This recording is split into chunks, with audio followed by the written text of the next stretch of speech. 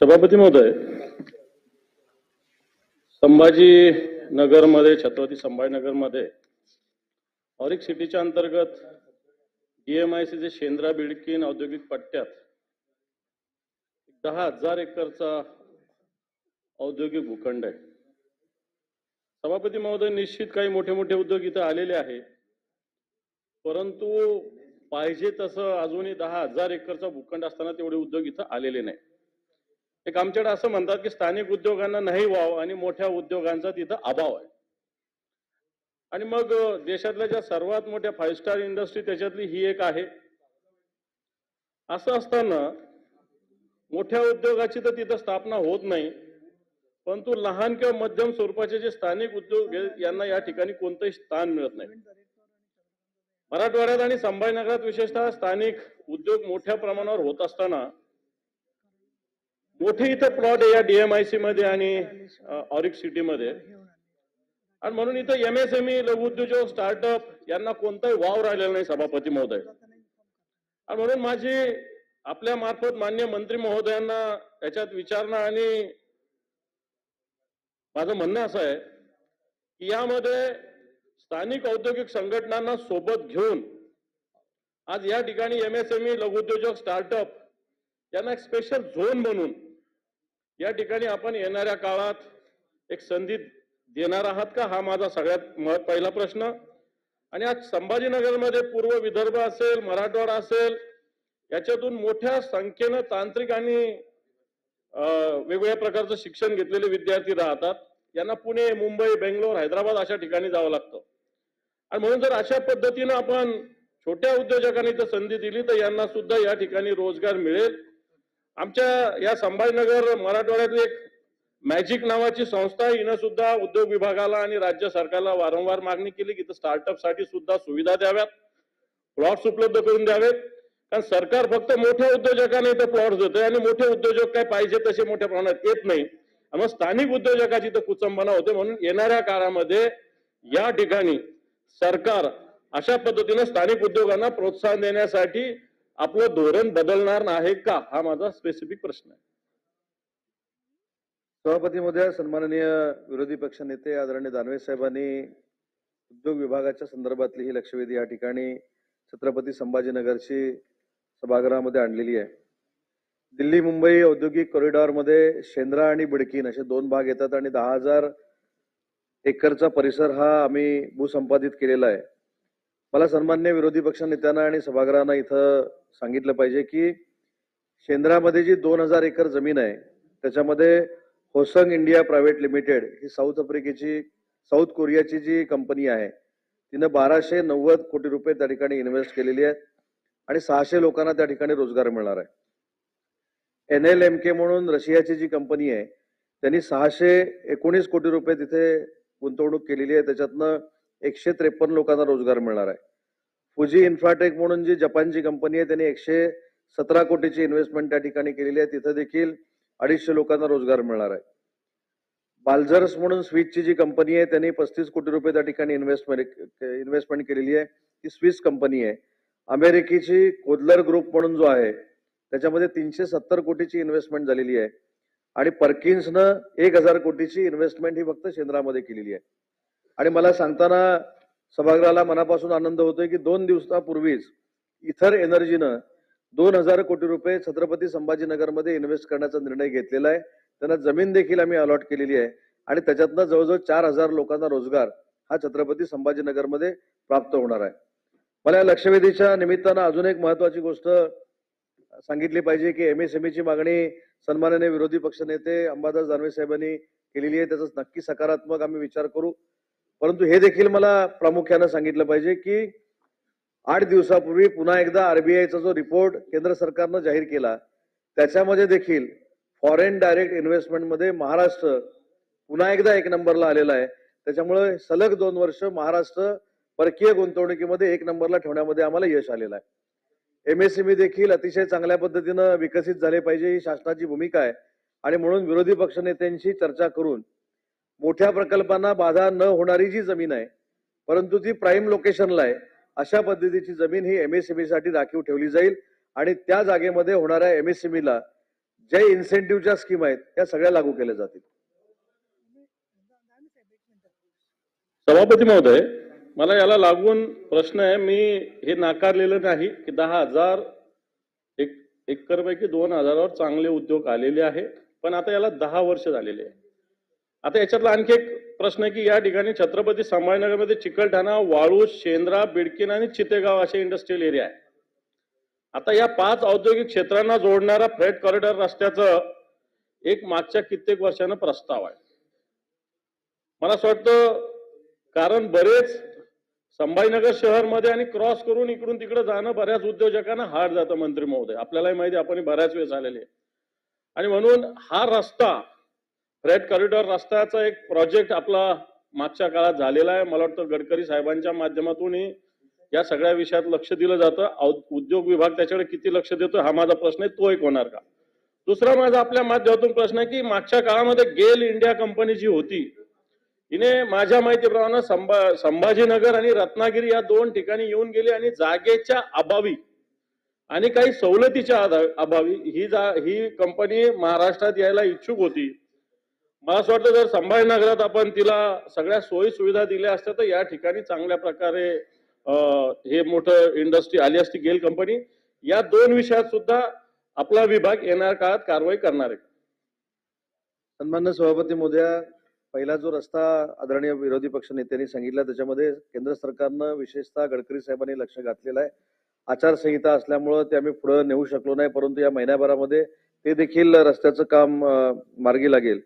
परंतु एक महत्वाची गोष्ट ही ऑरिकच्या संदर्भामध्ये होती. दानवे साहेब, आपल्याला देखील माहिती आहे की ऑरिक पासून बरोबर 980 मीटरवर आपला समृद्धी महामार्ग आहे.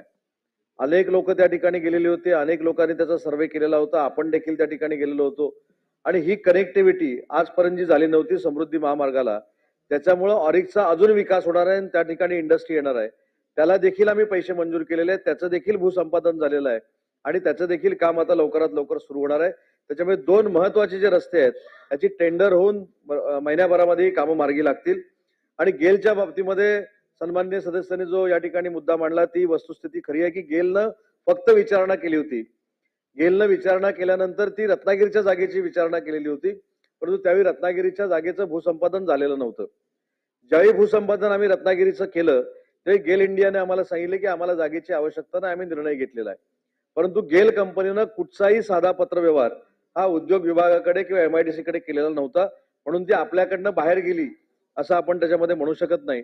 परंतु हे देखील सांगतो की हुंदाई नावाचा जो प्रकल्प साऊथ कोरियाचा आपल्या पुण्यामध्ये येतोय, आज अजून एक आनंदाची गोष्ट सभागृहामार्फत मला महाराष्ट्राच्या युवा पिढीला सांगायची आहे की आम्ही चेन्नईमध्ये 4,000 कोटीची इकोसिस्टीम ही हुंदाईची जाणार अशा पद्धतीचं सगळीकडनं ऐकत होतो, परंतु त्या इकोसिस्टीमनं देखील निर्णय घेतलाय की महाराष्ट्रामध्ये 4,000 कोटी रुपये इन्व्हेस्ट करायचा आणि त्याच्यातनं देखील फार मोठ्या पद्धतीनं रोजगार उपलब्ध होणार आहे. सचिन मोहित. सभापती महोदय, DMICचा हा मूलभूत उद्देश होता किंवा आपण दिल्लीवरून विशेषतः दिघी पोर्ट पर्यंत इंडस्ट्रियलायझेशन आपल्याला करायचं. निवळ फक्त त्या इंडस्ट्रीने पण त्याला लागून असलेली पण देखील सर्व इंडस्ट्रीला पण वाव मिळेल आणि जिल्ह्याला पण वाव मिळेल. आपण म्हटल्याप्रमाणे ही गोष्ट पण खरी आहे की आता गुंतवणूक वाढते, परंतु एक गोष्टची खंत अशी वाटते की कोटीवधी रुपये खर्च करून पण देखील 5 स्टार जी MIDCs आहेत ती अजूनही एकदम ओसाड पडलेली आहे. म्हणजे मी तर बिडकीनला ज्यावेळी गेलो आणि पैठणला गेलो तर तिकडे आता रोमॅन्टिक पार्क करावा लागेल की काय अशी अवस्था त्याची होती, पण आता त्याच्यामध्ये बदल होत आहेत, ही चांगली बाब आहे. आपण काय झालं ते डायव्हर्सिफाईड केलेली आहे. मला आठवते की ज्यावेळी मी उल्लेख केलं पाहिजे दर्डा साहेबांचा, कारण ते त्या भागाचे लोकप्रतिनिधी होते, उद्योग मंत्री होते, मी राज्यमंत्री होतो. आपण ग्रीन इंडस्ट्री आपण आणण्यासाठी पण देखील मोठ्या प्रमाणावरती केलं. बिडकीनला तर आपण जास्तीचे पैसे देऊन एक्विशन करण्याचं काम केलं, पण ती इंडस्ट्री काय आलेली नाहीये. आता एका बाजूला पेप्सी कंपनी आहे, म्हणजे आम्ही संघटना चालवतो, तो दुसऱ्या बाजूला IT पार्क आहे. माझं स्पेसिफिक म्हणणं असं आहे की आपल्याला प्रोएक्टिव्हली करावं लागेल. म्हणजे मी चंद्रबाबू नायडूंचा उल्लेख यासाठी करतो की ते एका राज्याचे मुख्यमंत्री असताना पण आनंद महिंद्रांना भेटायला आले की मी तुम्हाला इन्सेंटिव्ह देतो, तुम्हाला जमीन फ्री देतो, आमच्याकडे या. एक कारखाना तिकडे गेला. अशाच प्रकारे आता योगायोगाने इलेक्ट्रिकल कार्स किंवा इलेक्ट्रिकल इंडस्ट्री मोठ्या प्रमाणावरती येते. अथर्व आता इकडे ऑलरेडी आलेली आहे, अथर. आणि म्हणून ह्याला एक ऑटो क्लस्टर जसं चाकणला झालं असं तसं इलेक्ट्रिकल क्लस्टर पण देखील या परिसरामध्ये होऊ शकतो. पुढे मराठवाड्याला पण देखील आपण बघितलं असेल तर सोलार पार्क झालेला आहे. ह्याची सांगड घातली, कारण काय झालेलं आहे तिकडे काय इंडस्ट्री जात नाही, कारण दर जास्त आहे, रेट जास्त आहेत. कारण आपण ती इंडस्ट्री 5 स्टार केली, ड मध्ये असली तरी देखील रेट भरपूर आहेत. माझा स्पेसिफिक प्रश्न असा आहे की ते दर कमी करून प्रोएक्टिव्हली अशा इंडस्ट्रीला आणण्यासाठी शासन काय प्रयत्न करणार आहेत का? आणि मूलभूत जी इंडस्ट्रीयल दिल्ली मुंबई इंडस्ट्रीयल कॉरिडॉरची जी संकल्पना होती त्याच्यातलं खूप काम झालंय, परंतु खूप काम राहिलंय. जे बाकीच्यासाठी जो स्टार्टअपची इंडस्ट्री आहे त्याला वाव देण्यासाठी आपण तातडीने अशा उद्योग क्षेत्रातले काम करणाऱ्या लोकांची बैठक लावणार आहात. तुम्ही बैठक घ्यावं, त्यांना बोलवा. बैठकीचं आयोजन केलं जाईल. अभिजित वंजारी, बैठकीला जा ना तुम्ही. सभापती महोदय, मला या ठिकाणी मंत्री महोदयांनी जे उत्तर या ठिकाणी दिलं, वेगवेगळ्या कंपन्यांसोबत जे एमओयू झालं असं त्यांनी सांगितलं. गेल्या 2 वर्षांमध्ये महायुतीच्या सरकारनं दावोसमध्ये आणि वेगवेगळ्या देशांमध्ये जाऊन जितके एमओयू साईन केले, प्रत्यक्षामध्ये त्याची अंमलबजावणी आणि किती कंपन्यांनी आपला उद्योग त्या ठिकाणी थाटला, हे श्वेतपत्रिका आपण काढली पाहिजे. या सभागृहामध्ये उत्तर देताना किंवा बाहेर आपण प्रेसमध्ये बोलताना आपण ते सांगतो की इतक्या 55,000 कोटी रुपयाचं या ठिकाणी मोठ्या प्रमाणामध्ये आपण एमओयू साईन केलेला आहे. प्रत्यक्षात त्याची आपल्या राज्यामध्ये अंमलबजावणी झाली नाही. संभाजीनगरचाच केवळ हा प्रश्न नाही आहे, तर विदर्भामध्ये सुद्धा मोठ्या प्रमाणामध्ये त्या ठिकाणी एमआयडीसी मध्ये हे रिकामे भूखंड आहे. आपल्या राज्यामध्ये ज्या पद्धतीचं धोरण उद्योग क्षेत्रामध्ये राबवायला पाहिजे होतं, दुर्दैवाने तसं झालं नाही. आणि आजही सगळ्यांची पसंती काही कारण असे का, परंतु केवळ मुंबई, पुणे आणि नाशिक याच्या बाहेर आपण त्याच्या पलीकडे निघायला तयारच नाही.